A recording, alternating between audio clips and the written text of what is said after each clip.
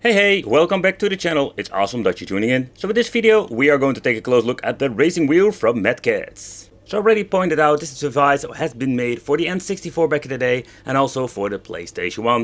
And I can still remember I got both of them and not in the same time period. It was like I sold my PlayStation 1 back in the day for an N64 and I say years later I bought back my Madcatz racing wheel because they were like dirty cheap. Okay, if you look at the pedals, it's quite simple and it's not really fancy, of course. And the reason why, because nowadays we're going to get these fancy wheels with clutch included. So I already mentioned this thing is quite basic when it comes how they made it and how it works. And I can tell you this thing is really basic. So first of all, the base is made of plastic. There's nothing really fancy. It doesn't weigh a lot. And I must say, like, at the bottom we're going to get a rubber. I do like it because it doesn't like give this thing the option to slide away. Then we're going to get two pedals. The pedals are very long and it's not pedal to the metal because everything is like made from plastic. And at the back we're going to get just a basic spring.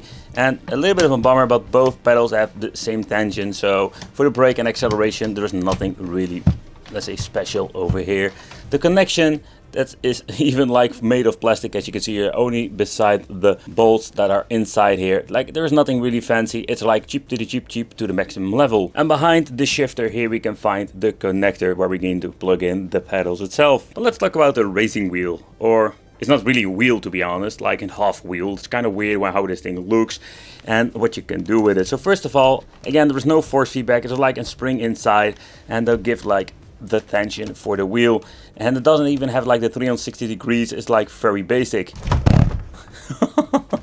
And there is also no way to basically mount this thing to your desk. The only thing we're going to get are some suction knobs over here. I must say these things work very well if you have them like in table and not like this mat I'm using here. So let's take a close look at the controls. Okay, I can still remember that the one from the PlayStation, I bought it with GTA. Yeah, seriously, like GTA. Who came up with that, like selling it with GTA? And the reason why, because you can still basically use the D-pad. Like, it's a controller and it is a wheel. We're having all the buttons over here. They even like indicated, I think you cannot even see on the camera, but they indicate here which normal like button it is, like the R2, L2, stuff like that, select start. So having everything, including the digital and analog switch over here. So this racing wheel has everything that we're going to need when it comes to navigating through menu, but also like with GTA you can just move the character around, play like the character, and then afterwards you can basically get in a car and start playing and start racing. Okay, so the shifter itself, that is something that you don't see very often with these old school racing wheels, but this is like the really fancy one. Look at this. Oh yeah! Woohoo! Yeah!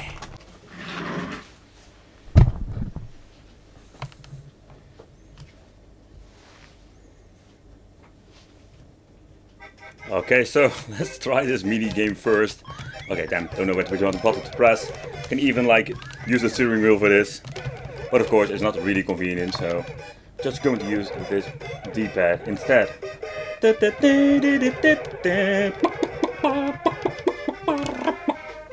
Let's boot up the game. Okay, so the first game that we're going to try out is Ridge Racer. I'm going to regret this so much.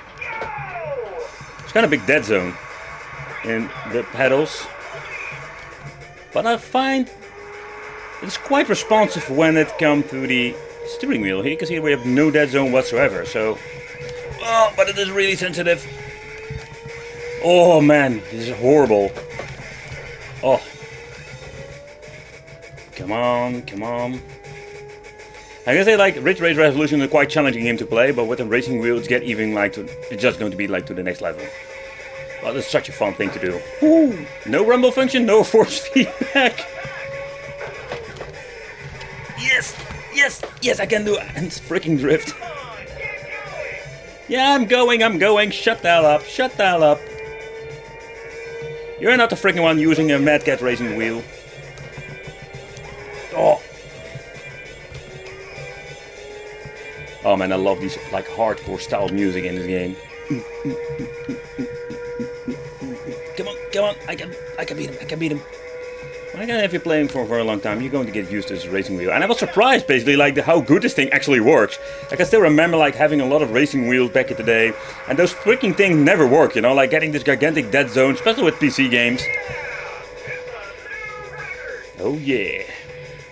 So you can see like after playing for some time and getting the hang of it. But I can still remember like there was the game called Wipeout 2097 that I played a lot with a racing wheel. So I'm curious, we're going to try that one out. because I wanted to play my old school game again. And of course we're going to try out some other Ridge Racer games. Okay, so let's go into more nostalgia now. So Wipeout 2097, I love this game so much. I played it like crazy. I didn't get like into the first game or the third one, but this particular one is awesome. And the pedal also works and it was very responsive. But again, like Wipeout is quite challenging. Sadly you have like a very small dead zone, or small. Let's see, you can change the viewing angle. Let me play the game way better. But this game was just relaxing, you know, like if you can memorize all of the tracks, of course.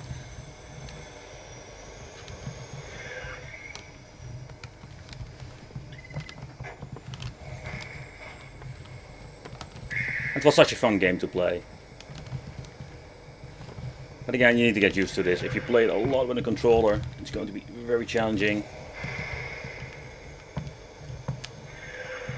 Oh, we got a boost, we got a boost, we got a boost! Oh, no, no, go away, go down.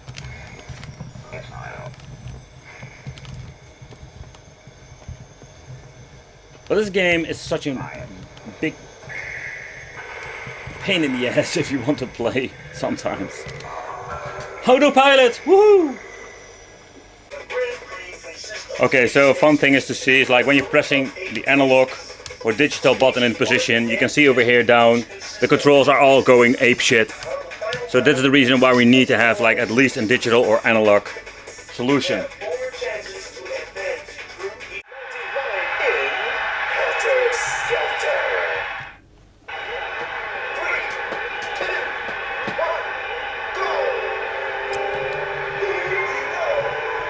But somehow you can see like the wheel itself, it's not working very well. So let's put it back on analog, see if this thing has any better response. And here you can see I'm putting it back in analog, it works way better. So that is just something that we need to take consideration, which game needs which kind of configuration.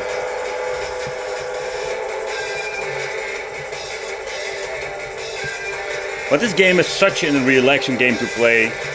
It's not like that rushed and extremely difficult like the Ridge Racer 1 series. Same with drifting. Of course, if we're going to get some fast cars, it's going to be like slightly difficult to play. Alright guys, so let's take a close look at the bottom part. And let's remove all the screws and let's see what is inside this wheel. Because it's fully made of plastic. But just see what kind of technology they used back in the days. So we don't need any special tools. Oh man, I love these old school pieces of hardware. Now if you're having like special controllers, we need to have special tools to open it up. But this is just old school with a Phillips screwdriver. So let's remove all of them. And I'm guessing the bottom plate will be removed separately from the base itself. So we can do a quick peek in the inside. And after all of those years, we need to remove the seal. Cha! There was nothing under it. Crap. Okay, so let's remove the bottom plate.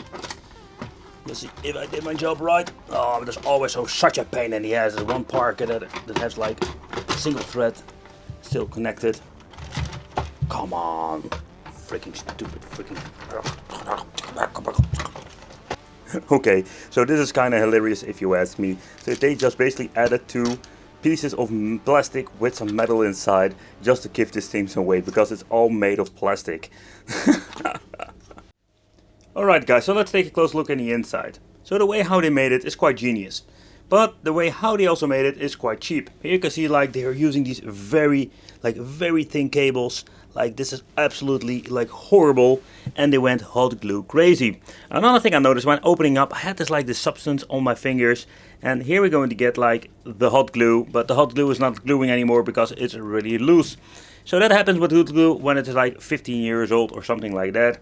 So here we're going to get the conversion box because the cable that goes in here, this is basically the cable that goes into the console itself. Here we're going to get the micro switches more like the old school membrane buttons that have been connected over here. It goes all into this box, and they're basically like giving the signals to the cable or the PlayStation. So the mechanism itself, that is quite interesting. Here you can see like when pressing it left or right, Then we can see like the movement, the two gigantic springs in here. They have like some styrofoam or around it, or some special foam for like not damaging the case itself. Don't know if you can even hear it, but from the outside you can hear the squeaking. You can hear the squeaking sound. So that's basically how this thing works. Here we're going to get the rotation with the sensor inside. It's quite, yeah, again, that's quite a genius way how they made this. The other thing I kind of find interesting, like there is a separate cable, and the cable itself is of course from the pedals. So the pedals goes over here, or the pedal connection goes over here, and it goes all the way in here. And basically this is like the collection box for all the signals from the steering wheel, but also for the pedals and the clutch. So guys, this was a blast to the past with this Madcatz racing wheel, and I personally really enjoyed it. It's maybe not the best racing wheel you can get, but for me, besides like having good memories, it's a lot of fun playing with it. Oh man, when you're looking at racing wheels, like you have so many great options nowadays, and like when you're especially looking at the Logitech G series. But so far I know, those won't work on any of them, so we are like stuck with racing wheels like these. Yeah, did you ever own racing wheels? Let me know in the comments what were your experiences. But I thank you for watching, consider subscribing, hit that little bell, become one of the Madcatz family, and I will see you in the next video.